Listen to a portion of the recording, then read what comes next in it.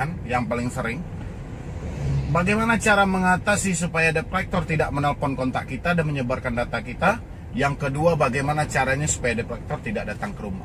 Itulah dua hal yang paling Anda takuti. Padahal,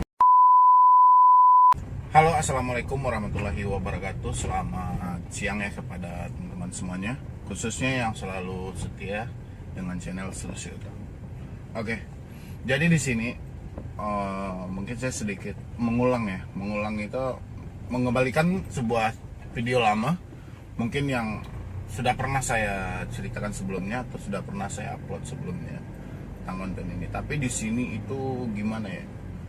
Terkadang saya tidak pengen mengulang sesuatu, pengennya kita itu maju dan bukan melihat ke belakang ya. Tapi ya kayak mana, masih banyak dari sebagian teman-teman kita itu masih ketakutan gitu, masih ketakutan, masih kecemasan. Paling banyak yang Anda takutkan itu adalah ketika debt collector ini mengancam akan datang ke rumah gitu ya. Itu yang paling banyak. Sekarang gini, biar teman-teman paham, ini yang pertama ya. Ketika ada debt collector mau mengancam Anda ke rumah, itu semuanya tidak ada ya. Itu nggak ada. Kenapa? Karena yang namanya pinjol ilegal itu tidak ada ceritanya mereka mau mengunjungi debiturnya. Karena beberapa hal yang mereka pikirkan tentang keselamatan diri mereka. Jadi karena Anda dengan rasa takut Anda yang sangat berlebihan, sehingga seperti itulah konsepnya gitu. Jadi Anda itu selalu menganggap apa kata debt collector itu adalah suatu kenyataan gitu loh. Sehingga yang dibicarakan debt collector, yang dikirimkan oleh debt collector itu adalah suatu fakta yang tidak ada rekayasanya di situ. Itu memang udah fakta yang sebenarnya. Tapi pada kenyataannya itu cuman konsepnya menakut-nakuti Anda. Justru yang akan hadir ke rumah Anda nanti ya, itu adalah yang mereka bilang tim agensi, petugas lapangan, itu adalah orang sekitar kita. Contoh kemarin kejadian sama salah satu subscriber saya juga di sini ya. Dia itu berada di daerah Gorontalo gitu. Dia berada di daerah Gorontalo. Ini dia diancam akan didatangi oleh debt collector dan pokoknya semualah ancaman dari debt collector ini. Dia sudah menggunakan tim kami nih, sudah menggunakan. Jadi yang datang ini bukannya debt collector tadi, bukan, tapi yang datang malah teman dia sendiri. Jadi teman dia ini tidak terima nomor dia dijadikan sebagai penanggung jawab dalam hutangnya. Jadi teman dia inilah yang menakut-nakuti dan membuat skenario cerita. Dan akhirnya dia percaya. Ya, dia percaya. Yang subscriber saya ini dia percaya gitu. Dan setelah dia percaya, dia melanjutkan pembayaran secara online. Dan akhirnya seperti apa? Akhirnya setelah dibayarkan pun hutangnya tetap ada gitu. Ya, seperti itulah konsepnya. Jadi lahirnya orang ketiga, lahirnya debt collector tambahan, lahirnya debt collector sukarela itu adalah orang sekitar Anda yang tidak tahu tapi berlagak sok tahu. Makanya harus dipahami dan dicerna baik-baik. Karena kini yang kita hadapi ini pinjol, bermacam skenario, bermacam drama ya, yang akan mereka lontarkan. Konsepnya mereka juga tetap akan mengambil suatu tagihan terhadap diri kita. Makanya kita itu harus bijak dalam menimbang segala sesuatu yang dikirimkan oleh debt collector ya. Kalau sekarang saya perhatikan dari debt collector sendiri itu tidak terlalu sering mengirim yang namanya tentang hukum-hukum pidana gitu ya. Tidak terlalu sering. Kalau dulu dia kan selalu ngancam kita dengan 378, 372, itu paling sering ya.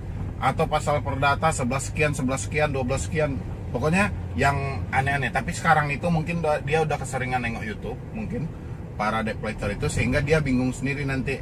Kalau misalnya aku kasih pasal ini lagi, nanti kalau misalnya debitur mampu untuk menjawabnya gimana kan gitu. Jadi dia bikinlah pola penagihannya dalam jangka sekian Anda tidak bisa bayar, Anda tanggung akibatnya. Itu sebetulnya bukan hal baru juga sih, tapi udah perkara lama gitu. Jadi sekarang saya sarankan, cuman melalui video inilah saya bisa menyarankan Anda Bahkan yang chat ke saya terus saya sarankan abaikan dan abaikan. Karena jalan satu-satunya kita saat ini adalah mengabaikan semua yang diarahkan oleh deflektor. Bukannya malah kita mencerna gitu. Semakin kita ikut di drama dari deflektor, kita yang jadi sengsara gitu. Ya. Makanya mau orang sekitar Anda didesak, mau orang sekitar Anda ditelepon, nggak ada urusan Anda. Kalau saya pribadi ya, kasarnya itu nggak ada urusan Anda. Kenapa saya bilang nggak ada urusan Anda? Karena gini, Anda tidak pernah mengizinkan debt collector itu untuk menelpon kontak Anda. Sekarang debt collector menelpon kontak Anda, itu nggak masalah Anda. Itu masalah debt collector dengan kontak Anda. Sekarang kontak Anda komplain ke Anda tegaskan itu nggak masalah saya. Ya, nomor Anda memang saya simpan karena kita ada menjalin suatu hubungan pertemanan. Contohnya, kita menjalin suatu hubungan kerabat, rekan kerja, wajar aku simpan. Terus kenapa nomorku dijadikan? Aku nggak pernah menjadikan. Itulah pinjol. Banyak-banyaklah membaca, banyak-banyaklah mencari informasi tentang pinjol. Ya, biasanya dari kontak-kontak Anda yang otaknya kosong atau dia pengetahuannya yang sangat lemah, dia seperti itu tuh. Dia seolah-olah lebih tahu. Bayarlah, pokoknya aku nggak mau tahu. Kamu harus bayar. Itu kan udah termasuk dalam debt collector sukarela. Dia meminta kita untuk membayar, sementara dia tidak bekerja di aplikasi itu. Berarti suatu keberhasilan dari pinjol membentuk sebuah debt collector tanpa harus bekerja di perusahaan dia. Gitu. Berarti secara tidak sadar atau dia tidak sadar, itu teman Anda telah menjadi debt collector pinjol. Ya, sebetulnya ini sudah saya bahas sih di video saya gitu. Tapi karena banyaknya masih banyak gitu. Yang paling banyak dua pertanyaan yang paling sering. Bagaimana cara mengatasi supaya debt collector tidak menelpon kontak kita dan menyebarkan data kita? Yang kedua, bagaimana caranya supaya debt collector tidak datang ke rumah? Itulah dua hal yang paling Anda takuti. Padahal ya, yang bisa dilakukan debt collector itu adalah cuman menyebarkan data. Itu kalau mereka untuk datang ke rumah, mereka berpikir 2 kali. Mereka terkadang berpikir sampai 7 kali. Apalagi yang ilegal. Ya, yang legal aja butuh 7 sampai 10 kali berpikir dia baru datang ke rumah Anda. Apalagi yang ilegal. Tapi karena para teman-teman ini, para orang-orang yang gagal bayar ini, rasa ketakutan yang terlalu tinggi, ya seperti tadi lah. Makanya segala perkataan dari debt collector itu Anda cerna dengan mentah-mentah, Anda terima, semuanya Anda terima. Nanti baru Anda simpan ke dalam otak Anda, baru Anda mumet sendiri. Ya, baru Anda stres sendiri. Baru Anda ngechat saya, respon pak, PPPP. Terkadang melebihi gaya debt collector. Anda ngechat saya, kenapa nggak direspon? Nomornya dipajang di YouTube, kenapa nggak direspon? Saya bukan yang nggak respon. Tangan saya 2, tim saya tangannya juga 2. Terkadang saya yang respon, terkadang tim saya yang respon gitu. Harus merespon ribuan WA dalam 1 jam, kami juga nggak mampu gitu loh. Jadi konsepnya harus tetap sabar. Perbanyak-banyak lagi sabar gitu. Ya. Makanya jadi gini, jadi kalau ada yang masih bertanya, Bang, bagaimana cara mengatasi sebar data? Sekarang saya beri satu jawaban buat Anda. Sekarang debt collector menelpon teman Anda itu bukan perintah Anda, bukan kemauan Anda, tapi itu kemauan debt collector. Kalau debt collector ngomong bahwa teman Anda dijadikan penanggung jawab untuk utang Anda, juga bukan kesalahan Anda, tapi kesalahan debt collector. Kalau teman Anda datang sama Anda dan dia komplain, kenapa ini nomor saya dijadikan sebagai ini segala macam, bilangin sama teman Anda, itu derita Anda, jelasin aja sama itu. Ya, biar dia tahu. Kalau dia marah baru Anda jelaskan. Sekarang yang nelpon Anda siapa? Debt collector. Bukan saya kan? Yaudah, Anda komplain sama debt collector, jangan komplain sama saya. Itu aja jelasin. Pokoknya jangan ikutin argumen yang aneh-aneh lah.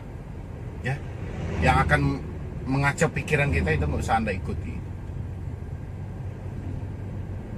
Ya. Bagaimana Bang mengatasi debt collector untuk datang ke rumah? Sekarang mereka mengancam Anda untuk datang ke rumah. Giliran Anda tantang mereka untuk datang ke rumah. Ya, seperti itu. Untuk menjawab pertanyaan Anda harus seperti itu. Nggak usah takut gitu. Bagaimana yang legal Bang? Bagaimana yang ilegal Bang? Semuanya. kami akan menghentikan pembayaran bang, bagaimana bunganya? Hentikan aja dulu, nggak usah pikirkan bunganya. Ya, pokoknya itulah yang dapat saya sampaikan hari ini. Semoga ini bermanfaat ya bagi teman-teman. Pokoknya intinya jangan ikuti lagi drama debt collector. Stop semua pembayaran yang mencakup urusan online. Sekarang fokus ke depannya. Apapun yang ada saat sekarang ini kita hadapi. Saya di sini berusaha untuk membimbing Anda kayak mana Anda bisa terbebas dari yang namanya debt collector pinjol. Ya. Jadi sekian dari saya, Medi Broni. Wassalam.